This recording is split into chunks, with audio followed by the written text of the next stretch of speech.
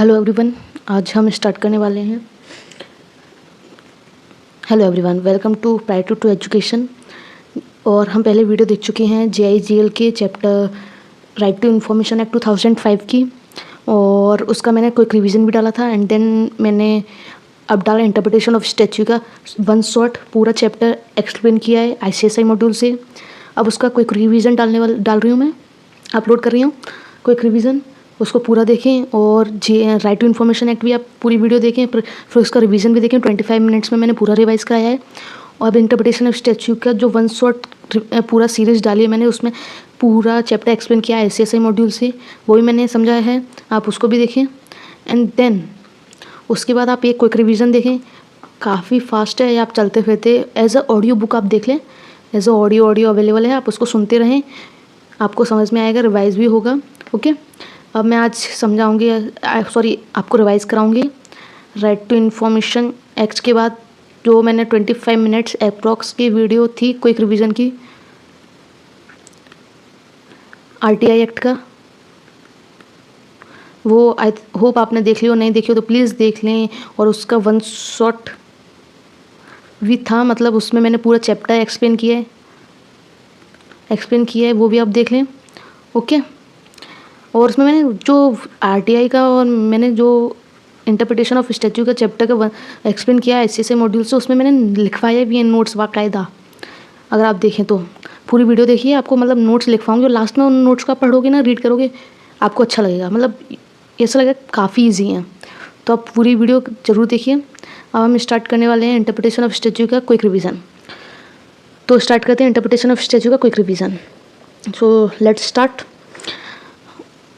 पहले आप ऐसा करें, जो मैंने नोट्स लिखवाए हैं उनमें से आप एक बार रिवाइज करके फिर इस वीडियो को देखें कंप्लीट। ओके, तो स्टार्ट करते हैं।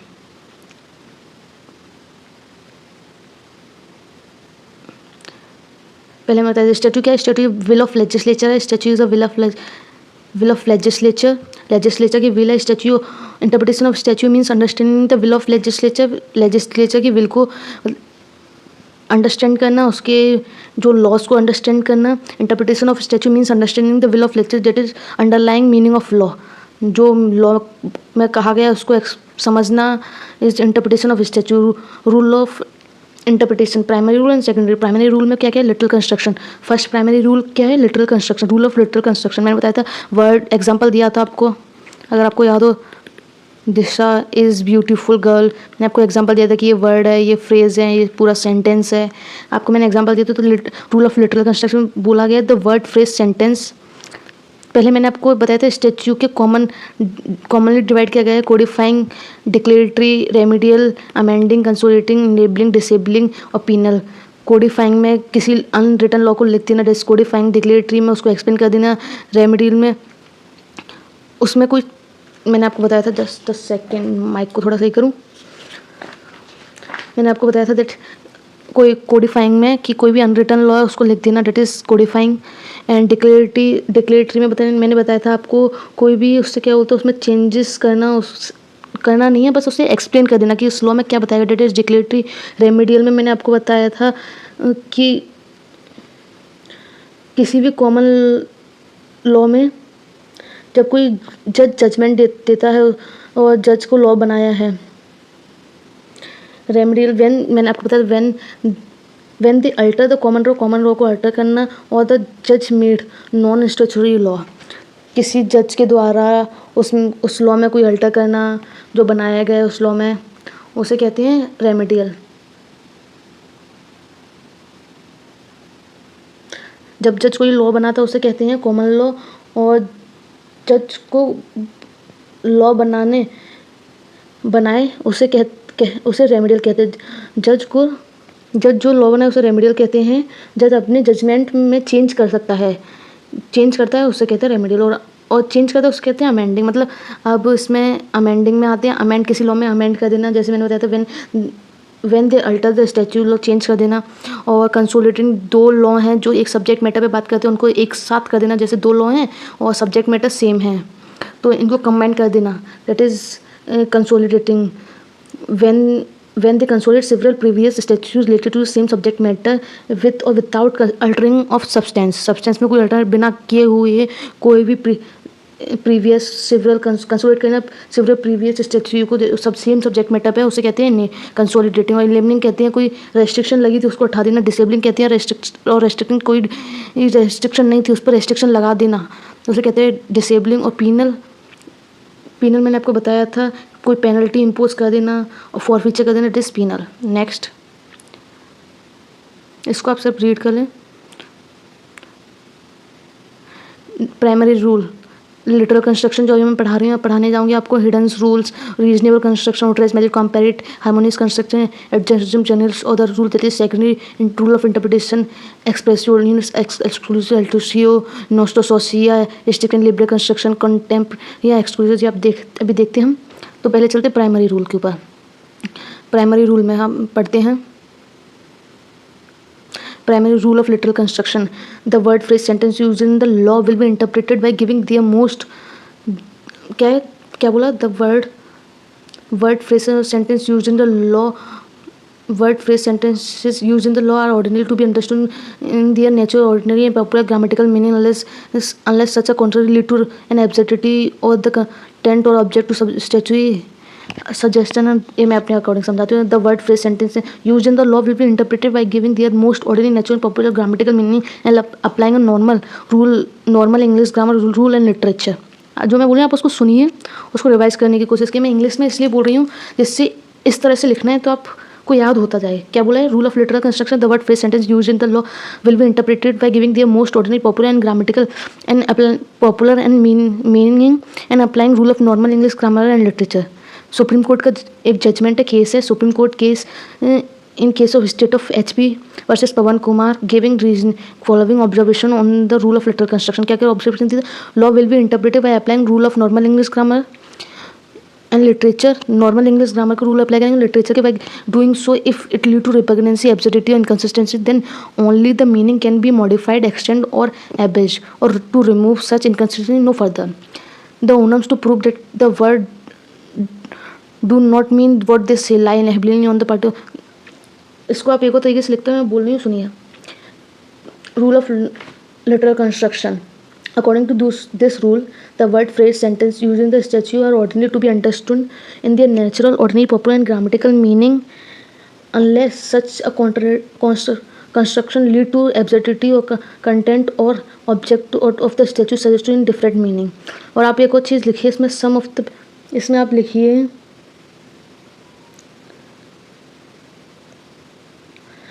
लिखिए that the objective, natural, ordinary, popular are used interchangeably. पहले लिख लिया तो कुछ लिखिए। Some of the basic principle of literal construction are every word in the law should be given meaning is no word is unnecessary. हर word जो law में लिखा है, हर वर्ड जो लॉ में लिखा है उसका कुछ ना कुछ मीनिंग है, यूँ ही अननेसेसरी कभी लॉ में नहीं लिखा रह सकता कुछ भी वर्ड। और one should not presume on any omission. अगर कोई वर्ड नहीं दिया है तो हम ये नहीं समझें कि शायद वो लिखना भूल गए, ओमिशन नहीं है या तो उसका मीनिंग नहीं है उस वर्ड का, इसलिए नहीं लिखा गया। The one should not presume any omission under and if a word is not there in the statute it shall not be given any meaning। अगर कोई वर्ड स्टैच्यू में नहीं है तो उसका मतलब उसका कोई मीनिंग नहीं है। ओके, देन फिर कौन सा था? हिडन रूल और रूल ऑफ मिसचीफ और rule of beneficial construction.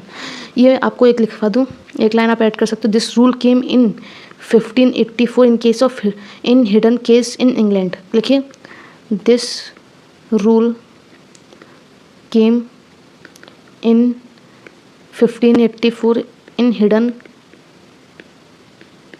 हिडन्स case in England. ये भी आप लिख सकते हैं।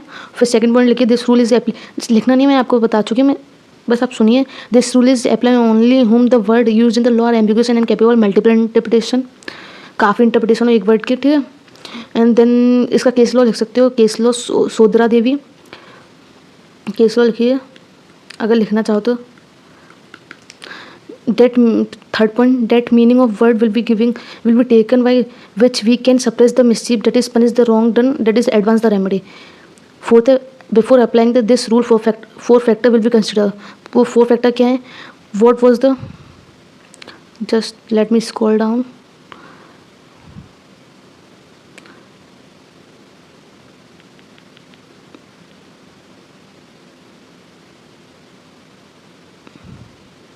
फोर फैक्टर क्या है?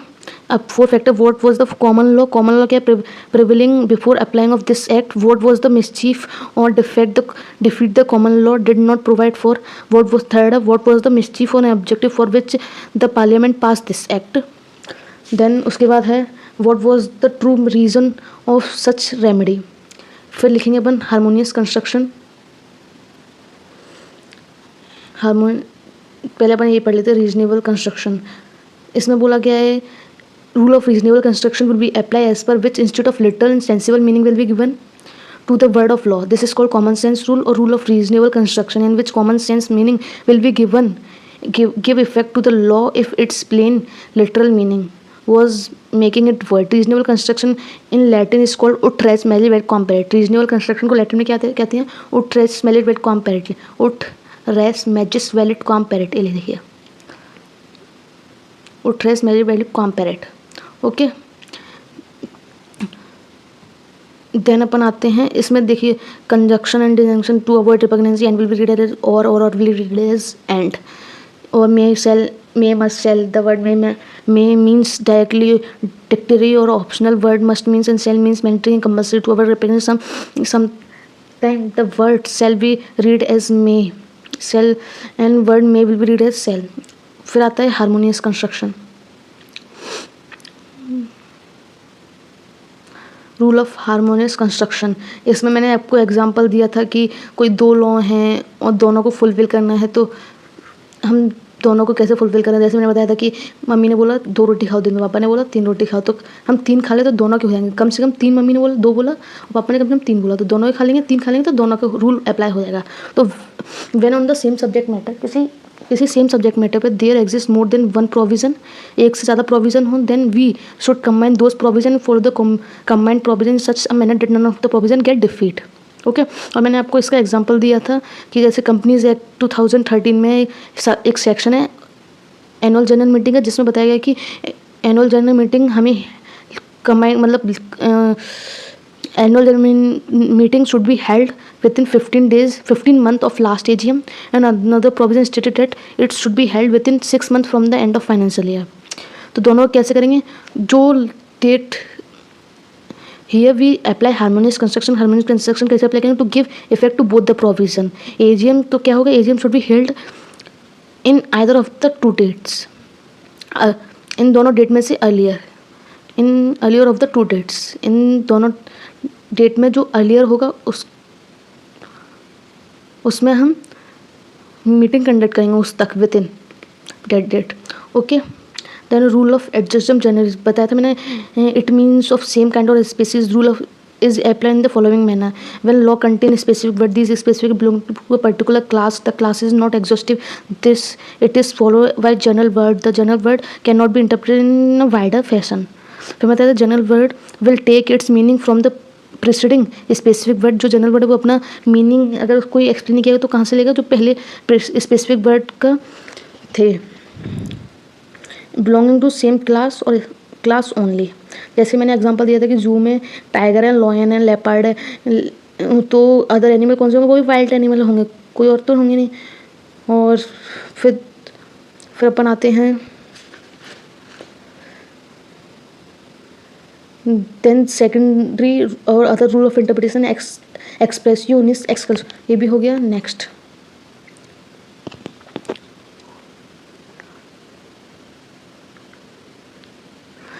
एक्सप्रेसिव यूनिस एक्सक्लूसिव अल्टर्स, तो इसमें बताया गया it means expressing mention of one thing implies exclusion of other. जैसे मैंने बताया था कि अगर लॉ में, जैसे मैंने आपको बताया था, पहले तो इसका मीनिंग समझते हैं एक्सप्रेसिव यूनिस एक्सक्लूसिव altars.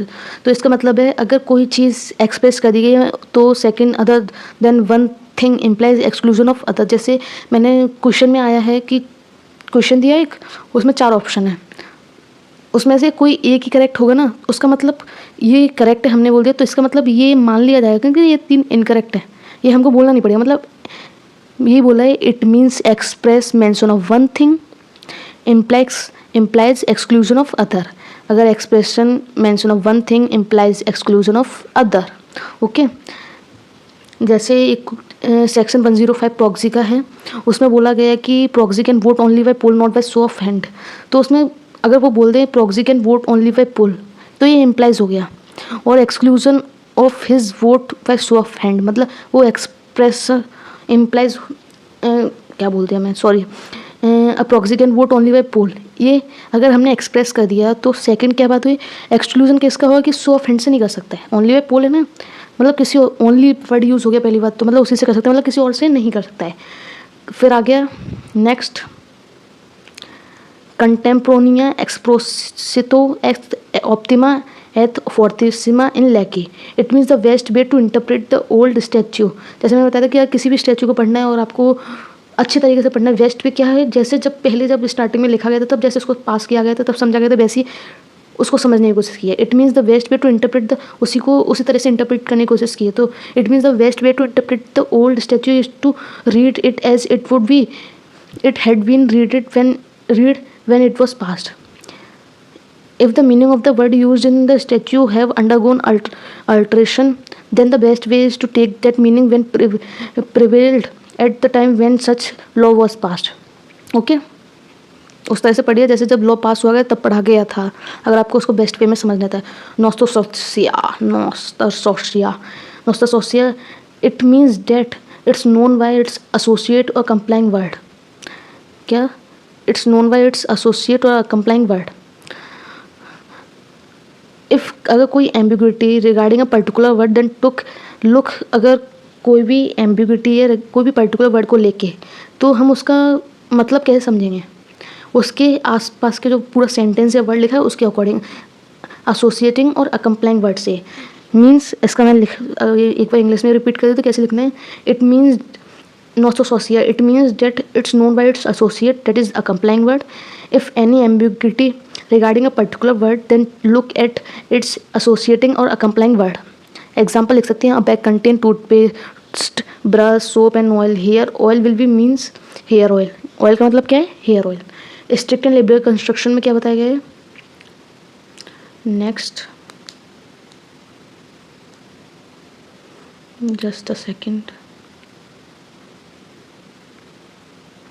Strict and liberal construction, इसकी बात करते हैं हम। Strict and liberal construction, strict construction means the exhaustive and restrictive interpretation. Strict मतलब एग्जॉस्टिव, मतलब अगर ये कवर हुआ है और बोल दिया मीन, जैसे मीन्स एंड इंक्लूड्स की बात की थी आपने, जैसे कंपनीज एक्ट 2013 में सेक्शन है सेक्शन 2 क्लॉज 20, उसमें बोला है कि कंपनी में सिर्फ वो कंपनी इंक्लूड होंगे जो इनकॉर्पोरेट हुई हैं अंडर दिस एक्ट, मतलब कंपनीज एक्ट 2013 और प्रीवियस कंपनी लॉ डेट, जैसे companies act 2013 sorry companies act 1956 previous company law, वही कंपनी होंगी। तो इसमें इसके अलावा मीन्स वर्ड आ गया ना, तो कोई और कंपनी इंक्लूड हो नहीं सकती। Companies act section 2 clause of 20 of companies act means company incorporated under this act और under any previous company law, मतलब रेस्ट्रिक्ट कर रही है कि और कंपनी नहीं आएंगे, फॉरेन कंपनी इसके अंदर नहीं आएंगी। तो strict construction means exhaustive and restrictive interpretation. For example, definition start with word means it is a restrictive construction, or because of strict construction of word foreign company cannot regard as companies section 2 clause 20 में नहीं आएंगी। liberal construction means inclusion or extensible. If any definition start with word includes then it's an inclusive definition can be extended as per, जैसे companies act का एक और section है section 2 clause 11 of companies act 2000 body corporate के बारे में जिसकी मैं बात की गई, तो body corporate include a company incorporate outside India. Body corporate include करता है कौन सी कंपनी जो इनकॉर्पोरेट हुई है आउटसाइड इंडिया। तो इस डेफिनेशन में लिबरल है तो इसमें सारी कंपनी आती है जो बाहर इनकॉर्पोरेट हुई हैं रिगार्ड एज बॉडी कॉर्पोरेट। फिर प्रिजम्पशन,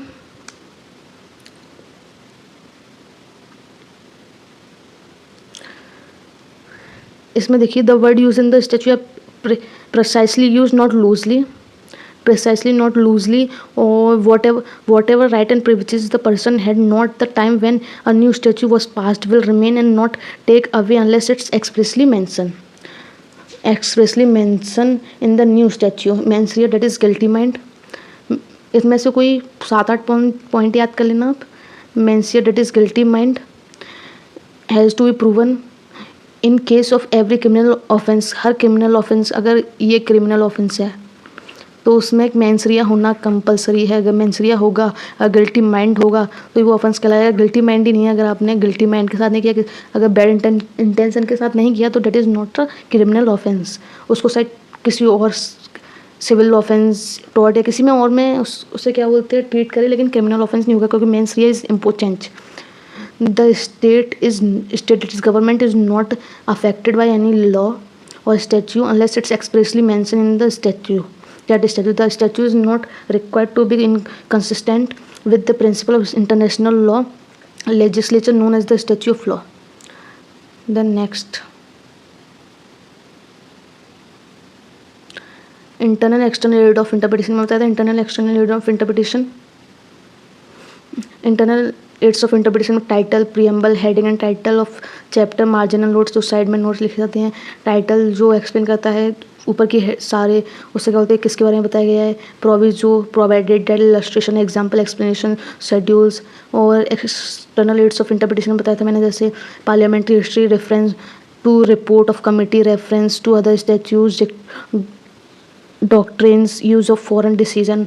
तो इनको आप एक बार रीड कर लेना, कभी कभी पूछ लिया जाता है. और जैसा बोलते हैं कि ICSI का भरोसा नहीं कि इस चैप्टर में से कितने नंबर का दे दे. जैसे एक बार आर्बिट्रेशन में से काफ़ी नंबर का दे दिया था, और टॉर्ट में से भी आया है काफ़ी नंबर का कई बार, और इंटरप्रिटेशन में से भी आया है. तो कोई भरोसा नहीं कितने नंबर का वो दे दे. जनरल क्लॉजेज एक्ट कुछ भी बोल सकते हैं. तो सारे चैप्टर इंपॉर्टेंट है, सारे चैप्टर रीड कीजिए, अच्छे से समझिए, लर्न कीजिए. कोई भी ऐसा नहीं कि अरे इसमें से आ जाएगा, भरोसा नहीं किस में से है किस में से नहीं. ओके, तो ये चैप्टर हमारा इधर कंप्लीट होता है. क्विक रिवीजन भी इसका. तो देखिए सब कुछ कंप्लीट हो चुका है. बस आप एक बार रीड कर लें और इसको रिवाइज कर लें. और as I always say to you that like करें वीडियो को, चैनल को सब्सक्राइब करें, और ज़्यादा से ज़्यादा वीडियो को शेयर करें. प्लीज़ वीडियो को ज़्यादा से ज़्यादा शेयर करें, और सबों से बोला कि चैनल को सब्सक्राइब करें, क्योंकि धीरे धीरे काफ़ी कंटेंट इंक्रीज़ होगा, काफ़ी वीडियोस मैं डालूंगी जो आपके लिए हेल्पफुल होंगी. प्लीज़ देखिए और चैनल को सब्सक्राइब करिए. Thank you so much for watching. Thank you. Bye bye. Take care.